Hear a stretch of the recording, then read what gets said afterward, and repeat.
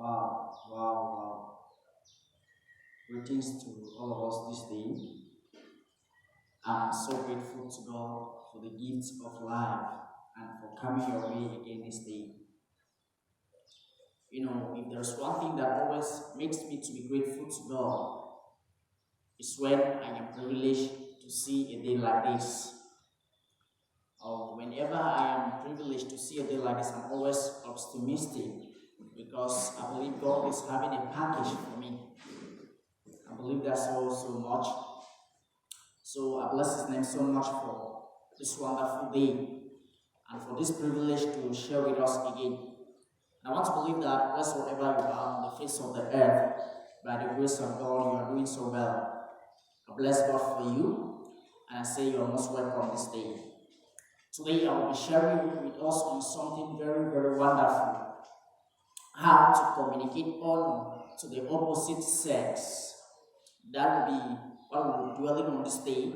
How to communicate honor to the opposite sex. Or in other words, the code of honor. Okay? The code of honor. After learning these things from Reverend Sam, after doing personal research, after reading books, after talking with individuals, I wish to say I am pregnant with a lot of things which I just love to share some of them with us on this platform. Okay? I want to believe that if you must have been connected with this man called Reverend Sam Oye, someone known worldwide as a relationship coach, if you must have been connected with him, you will bear with me this day that this is someone God has helped his life and he is helping people. In fact, he has helped me, I for one. Okay? He has changed my life, or his teaching has added values in my life. Okay? And I really love to share with us some of these few things that I got from him and some other people from books, from research. Okay? So, like I said, the code of honor is our major focus this day. How to communicate honor to the opposite sex. Alright? Believe me, it is going to be revolutionary for many of us. Yeah, it is going to be revolutionary for many of us. And I want to say, as far as the code of honor is concerned, is something you need to take advantage of right now. And I wish to encourage you as much as you can that you should pull out your writing materials because I'll be making some points here which you will need to refer to later. And in case you have any question to ask, please I will give to you this number so that you can send in your question for us to see how to help you. Alright? You can use this number 650 37 85 44 650 37 85 44. You can use this number to send in your question for us to see how we can attain and be of help to you. Alright? So without so much time being wasted, I'd like us to get started now. According to Henry Mencken, he said that honor is the morality of superior men. According to this man called Henry Mencken, he said that honor is the morality of superior men. What that means is superior men are highly focused on their sense of honor. Superior men are committed to the preservation of their honor. They watch over their sense of honor, they watch over their morality. Okay? They are highly committed to their sense of honor, such that even anything that will jeopardize them, they will not control with that thing. Okay? If it is having an association that will cause them that will make them to lose their honor, they will let go of that association. Alright? If it is having money to an extent which will make them to lose their honor, they will let go of that money. Alright? So the first thing I want you to understand today is we are not talking of any kind of a man on this platform. Alright? We are not talking of any kind of a man on this platform. And the second thing I wish to let you know is if you can imbibe a code of honor in your life, in your relationship, whether you're married, whether you're single, whether in business relationship, office relationship, if the code of honor can power you, or can power your interaction, your reaction, your interactions, if the code of honor can power you, believe me, you're going to be amazed how much you're going to make out of relationship. Did you get that well? Let me take it again. I said that if the code of honor, okay, if you can imbibe the code of honor into your life, in your relationship, whether you're married, whether you're single, in business relationship, in office relationship, any kind of a relationship you may have in mind, if the code of honor can power your interaction, your reaction, your actions, if the code of honor can power you, you're going to be amazed how much you will make out of relationship. Alright? It is very important for us to understand that most of the reason why our relationships break down is because of the breakdown of honor. Very, very important. Most of the reasons why our relationships break down is because of the breakdown of honor. Let me give to us this quote by Reverend Sam. I love it so very much. Reverend Sam said, once honor dissipates, relationships begins to disintegrate. Did you hear that? Once honor dissipates, relationships begins to disintegrate. And he went further by saying that you cannot keep a relationship longer than honor has disappeared. You cannot.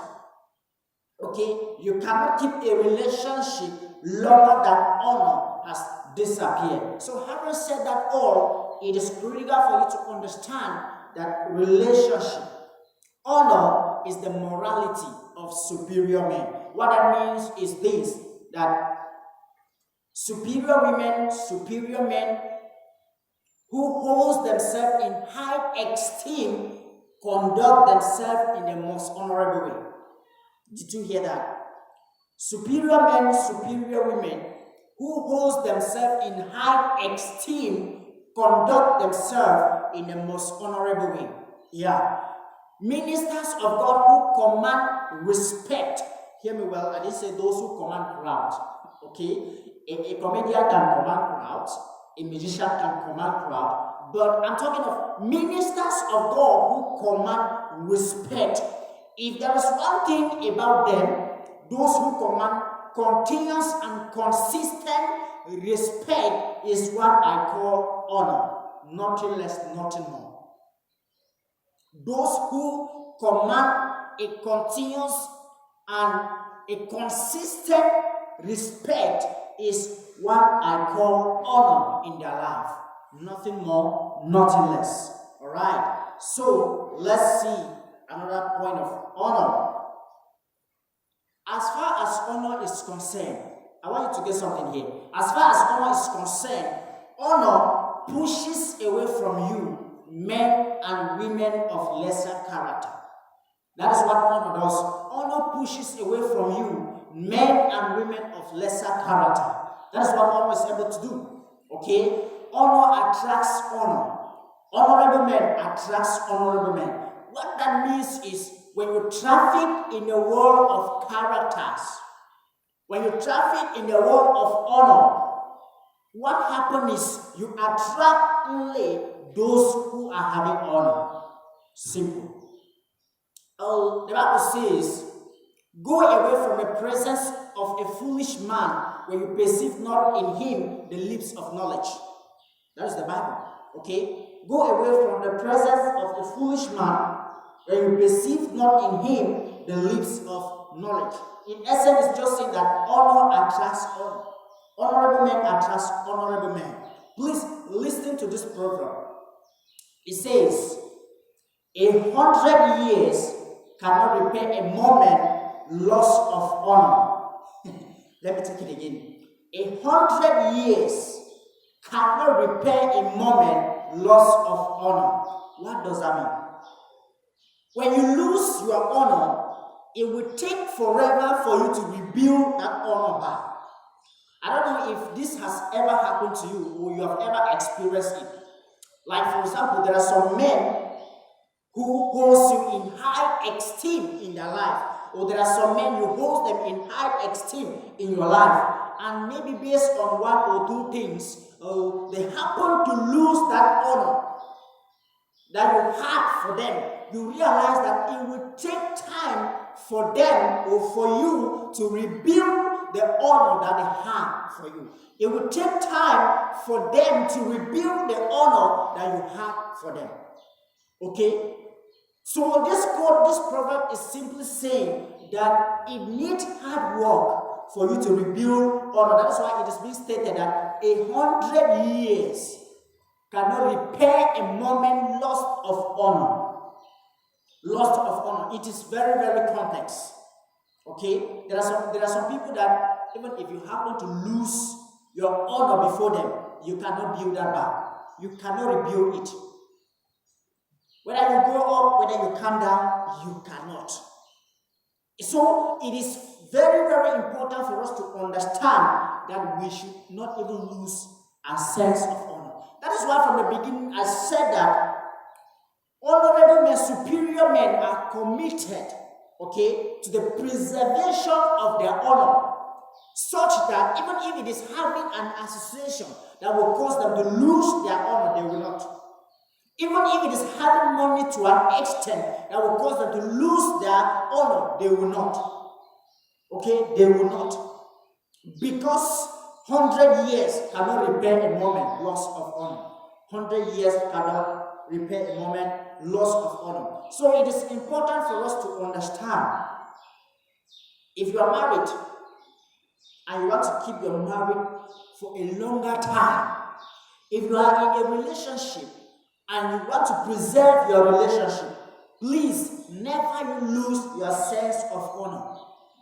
Watch over your morality. Watch over your sense of honor. Those who watch over their characters, over their moralities, they preserve honor. But if you fail to watch over your characters, over your morality, the simple truth is you will lose your sense of honor. Simple. You will lose your sense of honor. Let me give to us this quote again. It states that honor may not win you power, but it wins you respect, and respect earns power. Someone is like, what does that mean? Okay, let me take it again. Honor may not win you power, but it wins you respect, and respect earns power. I don't know if you can get the irony there. The irony there is just simple. That you should not be running after power, but rather be running after honor. Because once you have honor, it earns you respect, and that respect now earns you power that you have been running for. I don't know if you have ever noticed this, that when people are going in for election, there are some people that will not bother themselves. But the other people are just like, this one should be the president, this one should be this, that one should be this, okay? And then the other one that is fighting to be in that position, they are not in favor of that person. Why? That man is just using power without honor. Okay? And that's why it's been said that honor may not win you power, but it wins you respect, and respect earns you power. In fact, respect earns you real power. Okay? Once, I don't know if this has ever happened to you, there are some people in my life, okay, that I can just command them as I like. And they are even more than me in age, they are even more than me as far as some status are concerned, but I can still command them as I like. Okay? That's not because I am a powerful guy, no. Just honor. That's what honor is able to do. And that's why it's been said that honor may not do what wins you power, but it wins you respect, and respect earns you power. So try to understand the irony there. Don't go for power, but go for what? For respect. Okay? Don't go for power, but go for respect. Okay. I want us now to tighten our belts. Okay? I want us to tighten our belts. we want to add some gears now. I want to give to us the definition of honor in relationship context. Okay? I want to give to us the definition of honor in relationship context. What is honor? Please write this down. Honor is recognizing, regarding, and treating your partner with great respect and admiration. Wow, someone's like, Cliff, are you okay? Yeah, let me give it to you again. What is honor? Honor is recognizing, one, regarding, and then treating your partner with great respect and admiration. In that definition, we have 5 key words in that definition.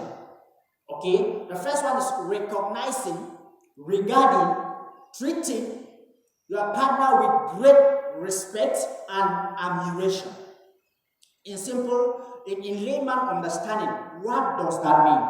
Let me give to you the shortcut of it. Okay? Let me give to you the shortcut of it. This is what all means.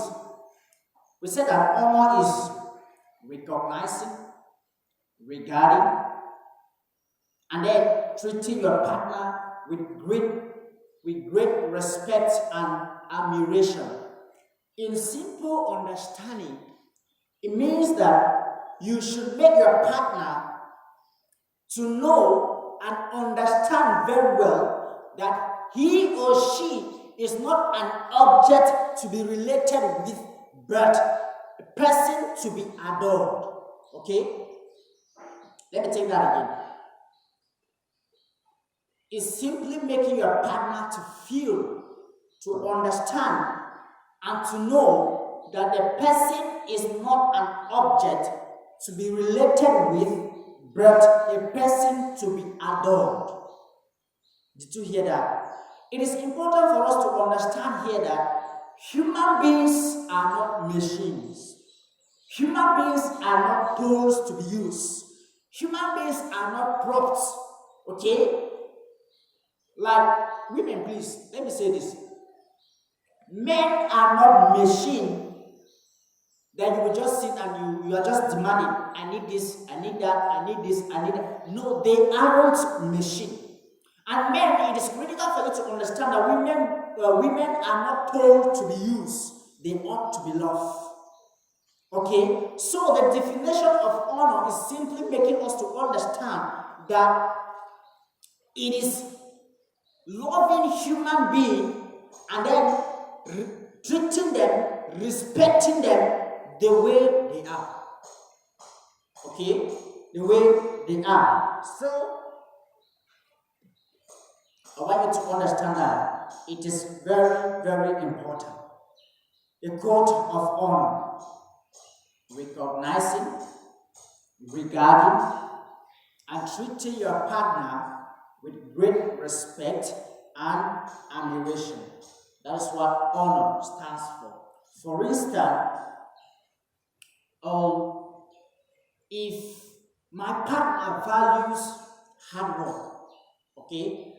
If my husband, my wife, my fiancé, if the person values hard work, in the relationship, automatically, the code of honor demands me to respect hard work in that relationship. Okay? If my partner values honesty, the code of honor automatically demands me to value and respect honesty in that relationship, in that marriage. That is what it means. And the simple truth here is you cannot treat what your partner values and you don't value the person. Someone's like, what? How do you mean? How? You cannot treat what your partner values and then you don't value the person. It cannot go like that. If your partner love language is, all the time you need to be singing.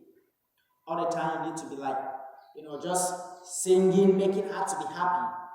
Right? The code of honor demands you to do that. to respect and value that.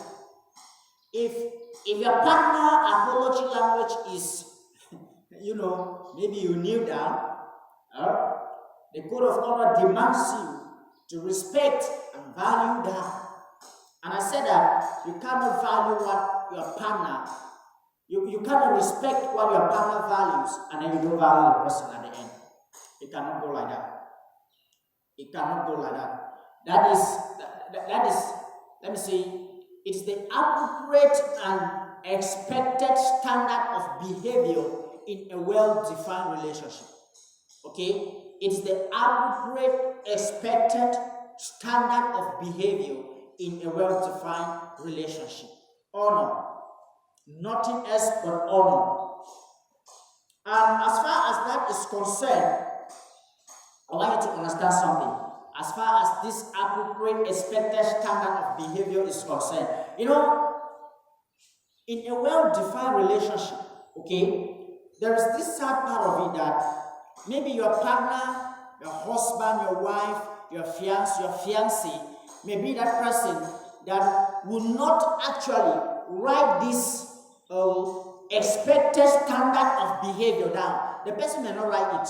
Okay, so therefore it is important for you to understand that when interacting with someone, you should be very, very conscious and wise enough to understand the unspoken, the unwritten, but expected standard of behavior. I hope you understand what I mean. I said the sad part of this appropriate, expected standard of behavior is this. We have some people that will not actually write these things down. The way we ought to behave, they will not write them down. So it is your position to be very, very wise and sensitive that when interacting with someone, you should be conscious enough and sensitive to be able to understand the unspoken, the unwritten, but expected standard of behavior. Like, for instance, I am here, and then let me say this rag or this towel. I am here, I am walking, right? And then someone comes and then places this towel here.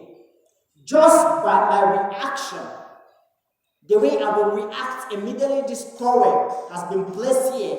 You should be very wise enough to understand that I don't love this towel to be here. Okay, I don't love this towel to be here.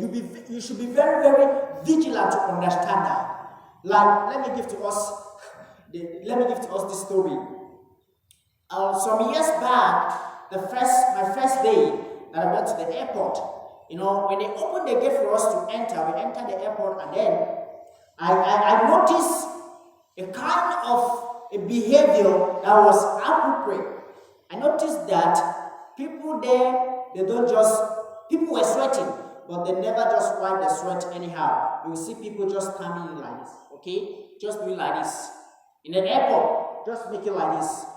Okay, when I enter, I noticed that, and I started just behaving like that, okay? And, when we were there, I noticed something. There were some other people. We entered with some other people.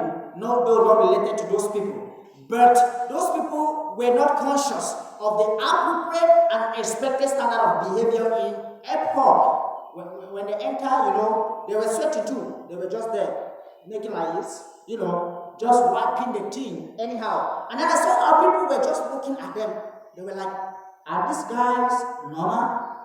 Okay? So the appropriate expected standard of behavior there was that when you enter, it's not a small place. You just, just simple, lively, very good. But these people, they were not conscious, they were not sensitive enough to dictate what was ongoing. So we are saying that when interacting with someone, be conscious, be sensitive enough to understand the unspoken, the unwritten, but expected standard of behavior. If you are a married person, okay, let me say you are a married person, you went out and then you came back, you remove your shoe, and then you place the shoe here. Okay, the other partner, according to him or her, the shoe ought not to be here. The person comes and then remove the shoe, place the shoe somewhere at the corner. Okay, and then maybe you came back, you notice that the shoe is not here, it's somewhere at the corner. Okay, next time you go out again, you come back, and then you still place your shoe here, of which you notice that the last time the shoe that you placed here was being removed and placed somewhere else, and then you still place your shoe here. The partner comes again and then remove the shoe again, place it where it is supposed to be. Let me tell you something. That is unwritten, unspoken, but appropriate expected standard of behavior from you, the person who is removing the shoe and keeping it here. The other partner is expecting you to know that it is appropriate that shoe ought not to be here, but that way. And the truth is, if you continue to keep your shoe here, you are not communicating a state of dishonor to your partner. Okay? You are communicating a state of dishonor to your partner. And another truth is, if you happen not to have a confrontational partner, someone who can confront in a midst of conflict, if you have an avoiding partner, the person that whether you keep your shoe here 100 times, the person don't care. The person will just be removing it and then keeping it somewhere. The person will just be removing it and then keeping it somewhere. If you happen to have an avoiding partner, the simple truth is, the day that you will get a reaction from this person, it will surprise you if this is the person you got married to. Okay? Why? Because you have been suppressing the feeling of this partner. You have been suppressing the feeling of this person. Okay? So we are saying that it is critical that when interacting with someone, please be sensitive to understand the unspoken, unwritten, but expected standard of behavior. It's very, very important. Very, very important. Please take note of that. Okay? Take note of that. Let me give to us this. it is being stated that, please write this down. Beauty, brain, brilliance, body, built without honor is useless. That means if you say, I am a beautiful person, I have six-pack, I got swag, but without honor is simply useless because it won't take you far. What is going to take you far is what we call honor and not beauty. It's what we call honor and not brilliance. There are some people who are brilliant today, but you see them, they're just turning around. Why? There is no honor. So this is telling us that honor is what will take us far and not our beauty. If you want to, if you are that person who is relying on your beauty, on your brain, on your brilliance, on the six packs you got, let me tell you something. It won't take you far, but honor will take you very, very far. Okay? Honor will take you very, very far. So this day I'm going to be sharing with us 8 to 9 measured things you do to communicate honor to men. Today we are just going to focus on the men, and then I want to believe that by the special grace of God, on Sunday we'll be coming up on how to communicate honor to women. Okay, to the women. So, if your writing materials wasn't with you, please, it's time you pull it out. It's time you pull it out because we want to add another gear that will take us very, very far and to the end. Alright? We want to see at least 8 to 9 major things you do to communicate honor to the man or to a man.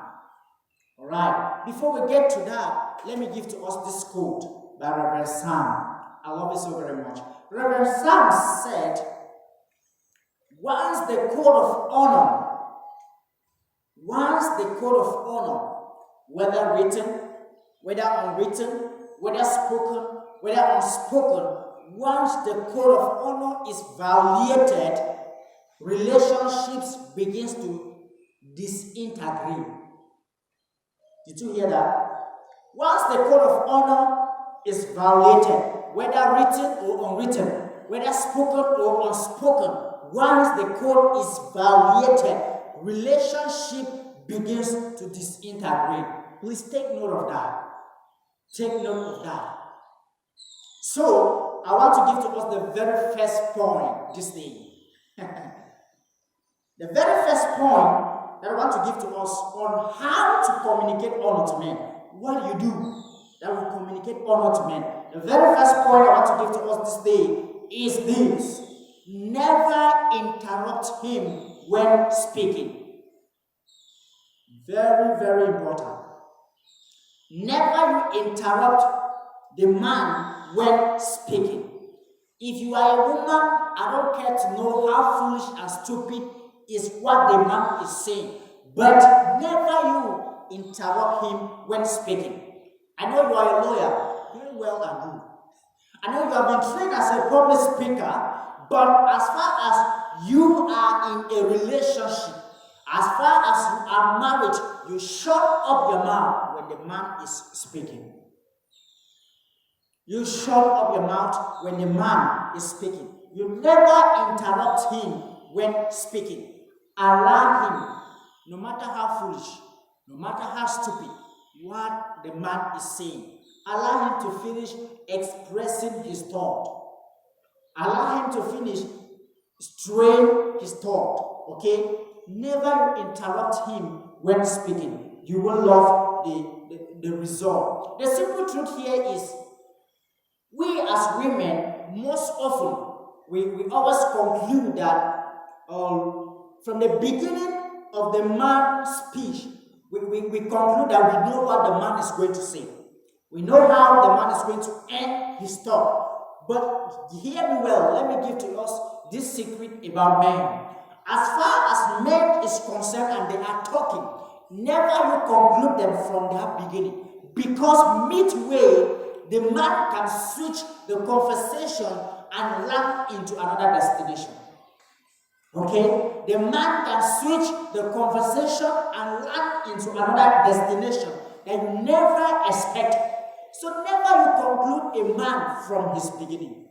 In the act of fact, it's been said that the fact of assuming you know what the man is going to say is the lowest form of learning, or is the lowest form of knowledge.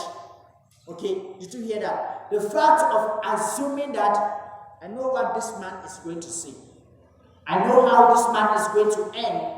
It has been said that it is the lowest form of knowledge. It is the lowest form of knowledge. Even the Bible says in the book of Proverbs that only a fool heareth a matter, speaketh on the matter, without even understanding the matter. Did you hear that? Only a fool heareth the matter, speaketh on the matter, without even understanding the matter. Only fools does that. So never you be a foolish woman. Because if you want to conclude a man from the beginning, then you are a foolish woman. I want to believe that you are not a foolish woman. So never you interrupt a man when speaking. Never you do that. Okay? And please, if the things the man is saying is actually not making sense to you, if it doesn't seem right to you, please, it will be very, very important and wise that you note those things down. And then you express your thought later. And make sure that when expressing your thought, you do not escalate. Okay? You do not escalate, because at times, women, emotion is always there. Trying to lead, trying to control or speak anyhow. But when expressing your emotion, let there be some emotional intelligence. Okay? Let there be some emotional intelligence. Number 2. What you do to communicate honor to a man or to the man. Number 2, celebrate his effort and result. Celebrate his effort and result. This is one of the measure code that men don't communicate. This is one of the major code that men don't communicate. Celebrate his effort and his result. You know, it's always said that it is prostitutes who celebrate result and ignore effort. I don't know if you have ever heard of this statement, that it is prostitutes who celebrate result and ignore effort. But hear me well, as a wife to be, all right, you don't celebrate result and ignore effort. You even celebrate effort long ago before result begins to happen. Yeah, before result begins to happen. So take note of this. Celebrate his effort and his result. You know, remember this. In the book of Ruth, the Bible says that when Ruth came to cross the path of Boaz, on the night Naomi told her to do that, when she came to cross his path, Boaz said to him something that I would love you to take note of. Boaz said that, I have been observing you. That when you are at the field, you are not pursuing men like the other women were doing. I have been observing you. I want you to take note of this.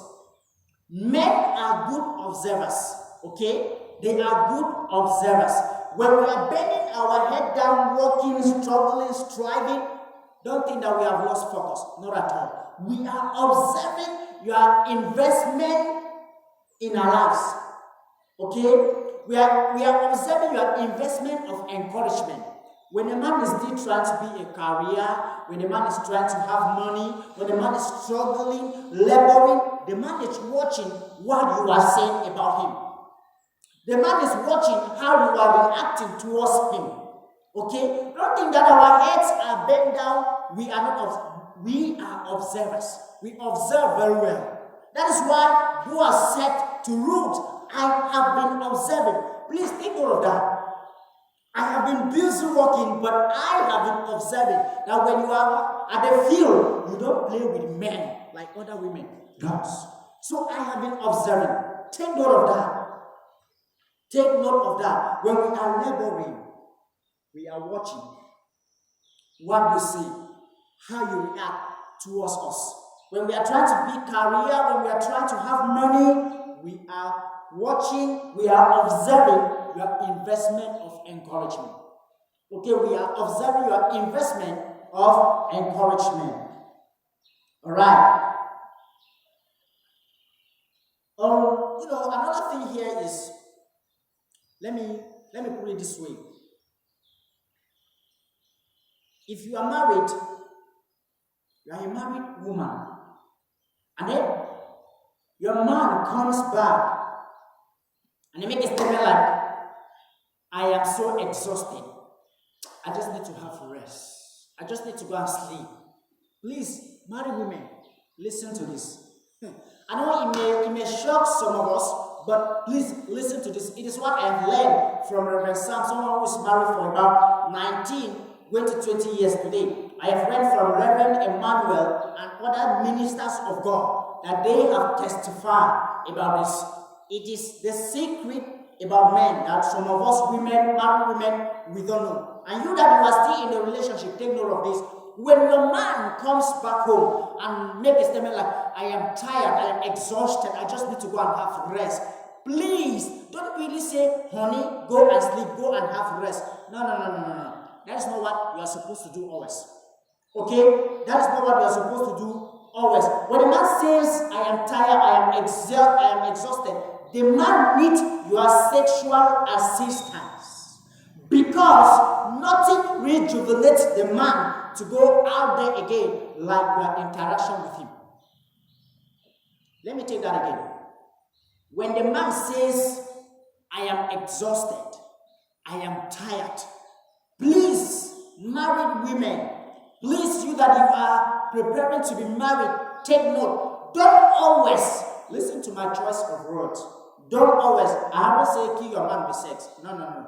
Don't always quickly say, honey, go and rest, go and have some sleep. No. The man needs your sexual assistance for two reasons. One, for serotonin and oxytocin. Okay? For what? For serotonin and oxytocin. Because it gets secreted into the man, and the man is able to go out there again. It gets secreted into the man, and the man is ready to go out there. So never you quickly say, or always say, please go and sleep. Please go and have rest. No. The man needs your sexual assistance for two reasons: serotonin and oxytocin. It gets secreted into the man, and the man is ready, able to go out there again. So take note of that as a married woman. I did not put this down, but it just dropped into my mind. I just want to believe that someone is about to receive her deliverance now. Please, married women, listen to this. Your children in the house, they will not know how life is difficult out there, how their fathers are struggling to make life comfortable for them if you don't tell them stories. Listen to this. As a married woman, you need to put down the children together, and then you tell them stories of what the father is doing. For instance, you put them down and then you explain to them, your father is a taxi driver. And as a taxi driver out there are times people insult him, but your father doesn't care. He takes the insult just to see that life should be better for him. Your father is a military man, and as a military man, there are times they punish them, there are times they beat them, there are times they rob them inside the mall. Your father takes that to see that you eat in the house, to see that you wear good dresses, to see that you have a better future. Your father is working in the office. There are times that the boss will punish them. Your father doesn't care. Your father takes that to see that you have a better future. Okay? When you don't tell these children stories, they will not get to know how complex life is. There are times that even when the father is coming back home, the women are the first people to say, maybe that's your father. I don't even know where he's coming back from. Maybe he's coming back from his work. What type of work does the man do? The children don't know. They don't know. And when you are building up your children like that, don't be surprised. They have this notion that you can just be throwing around and then you have your food to eat. But when you tell them that your father is peeling the flesh into the bowl before you having food in this house, you are building their conscience. You are making them to understand that actually it's not easy. Let the children know that the food they eat, the dresses they wear, it doesn't come from heaven. Someone is struggling before having those things. Okay? So please, women, play your part very well. I know some of them are like, Cliff, what is our own part? Don't bother. We will shake the table on Sunday for the men. Okay? But please, play your part well. And don't forget to celebrate your man's effort and his result. Don't forget to do that. Number 3, what you do to communicate honor to men. Take interest in his interest. Very important. Never you violate this code of honor. Take interest in the man's interest. Let me show us here. You never lose a man that you are connected to by interest. You never lose a man you are connected to by interest. And the simple truth is, when his interest becomes your interest, you win his heart.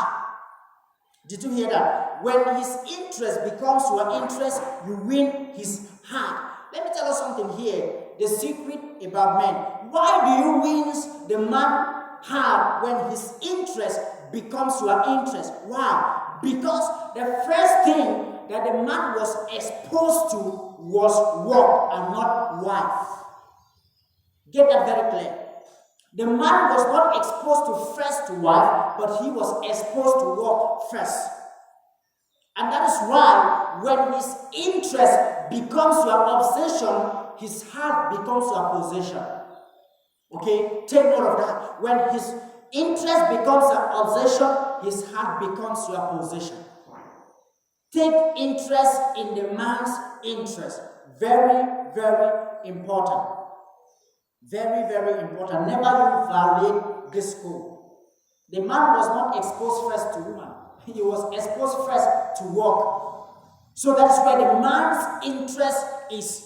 So if you happen to take interest in that, you automatically win his heart. Like for instance, if the man's interest is, football, some of us women is like, but why is it that 22 people at the same time running after a small ball? If the man takes interest in that, the code of honor demands you to take interest in that automatically. Okay? If the man takes interest, in boxing, to some of us, that is like, violation. But it makes the man happy.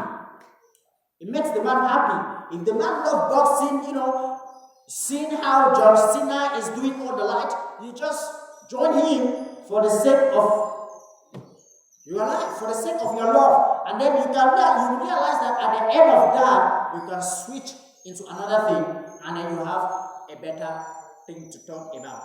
Okay? Never you do that. Always take interest in the man's interest. Number 4, never compare him to another man. This is, let me say, one of the most important codes you should not violate. Never you compare him to another man. Never you attain, because you will not love the result. You will not love the result. Let me tell you something. Your husband is exceptional. The man you want to get married to is exceptional. He is unique. Alright? We as men, we have our general desires, we have our general ways of doing things, but in order we are exceptional, and that is where our differences lies. Okay? So never you compare the man to another man. No man loves to be compared. Not a bishop, not a pastor, not a prophet, not even the apostles. No man loves to be compared. So never you compare the man to another man. Never you do that. Number 5, respect and submit to his leadership.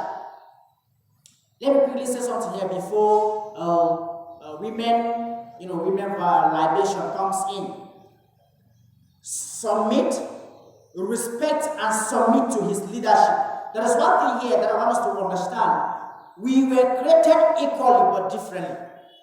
Okay? We were created equally but differently. And in a house, God has placed the man there as the head of the house, so that God will hold the man responsible for that house. Okay? God will hold the man responsible for that house. So, as far as headship and leadership is concerned, please get this correctly here. As far as leadership is concerned, the both gender, you people can carry out the leadership function. There's no problem with that. But as far as headship is concerned, that belongs to the man. We cannot have 2 heads in the same house. It cannot work like that. We cannot have 2 heads in the same house. So, respect and submit to his leadership. I don't know whether you are a lawyer, how many laws you know, how many laws you can quote, but you submit to the man. You submit to his leadership. This is how God did it. God, the Father, is the head of Christ. Christ is the head of man, and man is the head of the woman. Okay? That's how God did it. There is no conference in the world that can break this chain. There is no conference in the world. There is no United States that can break this order. God, the head of Christ, Christ, the head of man, man, the head of the woman. Period. There is no conference that can break this chain. So never you do that. Never you compare your man with another person. Number 6, think through before you speak to him.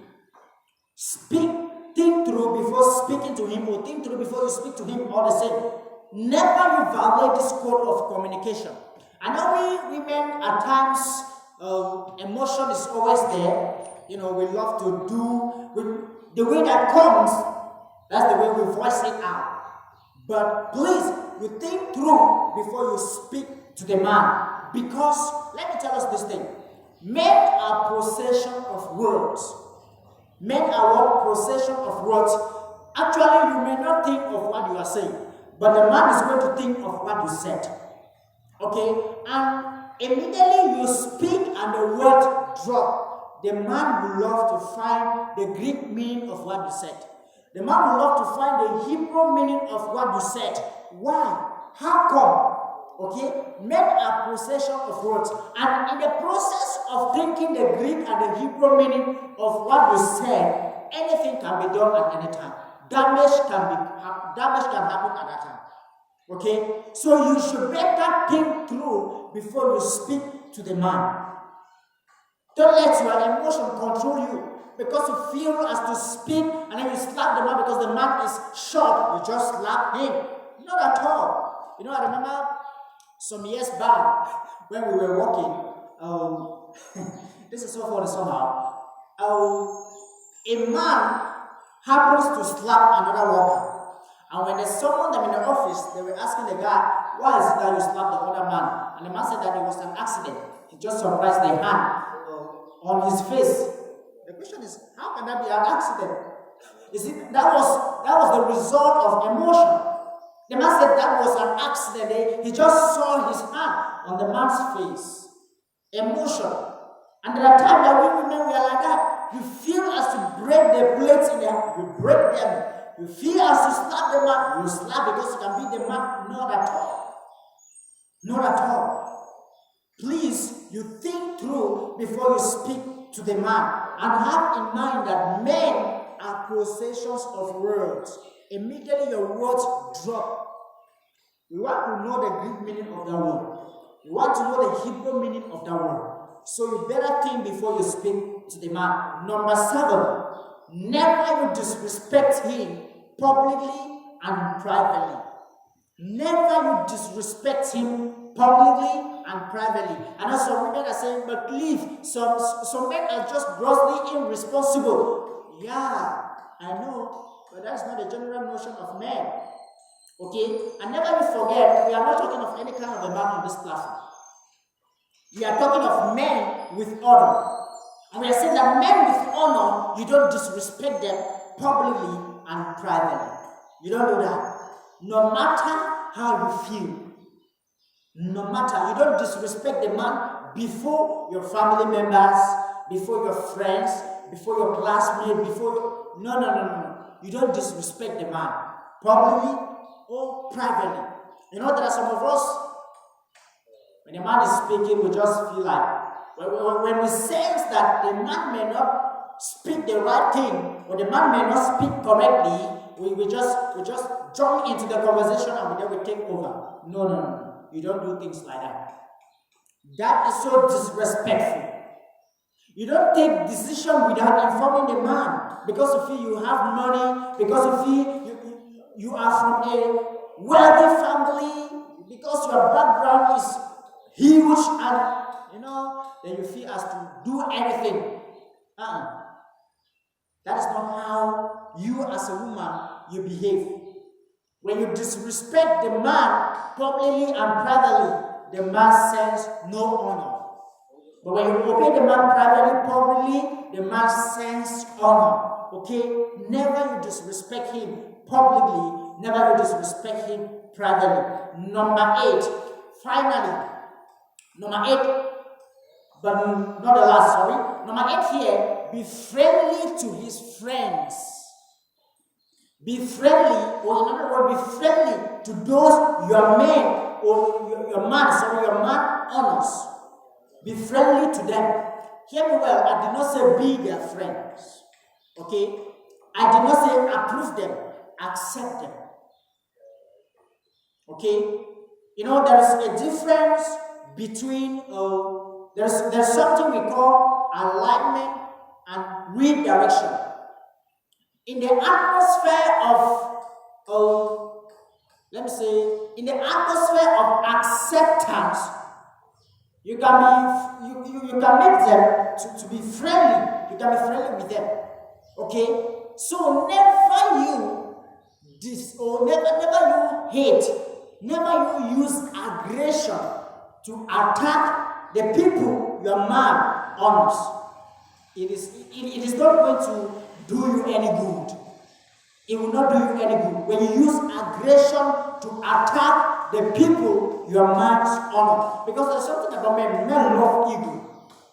For sure, men love ego. And any man that is there to maintain the man to have his ego, the man will not take that man lightly.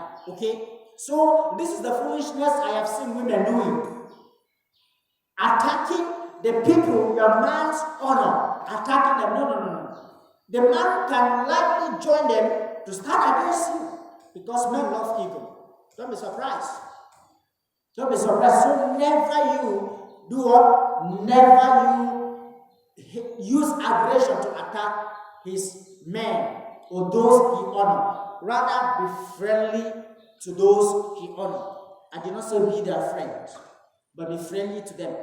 I did not say approve them, accept them. In the atmosphere of acceptance, you can change them, or you can impact your man to change them. All right. So be very, very wise. Number 9 and the last here that I want to share with us as far as today is concerned: speak to the king in him. Okay, speak to the king in him. Let me tell you something here. In every man, there's the kid in him, and there's a king in him. In every man, there is the best in him, and there is a beast in him. In every man, there is the one that is generous, and there is another one that holds back. So hear me well. The one you see at work in your relationship, in your marital life, the one you see at work is the one you are speaking to. When you speak to the beast in him, the beast will walk. When you speak to the best in him, the best will walk. When you speak to the one that is generous in him, you will see him at work. And when you speak to the one that pulls back, you will see that one at work. So be very, very conscious the way you speak to the man.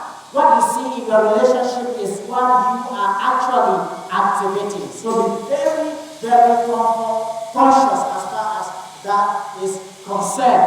Okay? So, I will be ending here for today. I want to believe that by the special grace of God, you have been blessed, you have learned something. Until I come your way again next time, my name is Dr. Clifford, and please do not forget to share the video, do not forget to share the link, and get ignorance out of somebody's life. And I believe that by so doing, God will tremendously bless you. Because the Bible says we do perish for lack of knowledge. And if you are able to give someone knowledge, that means you have helped life. You have saved life. So God bless you all, and you have a blessed time. Shalom.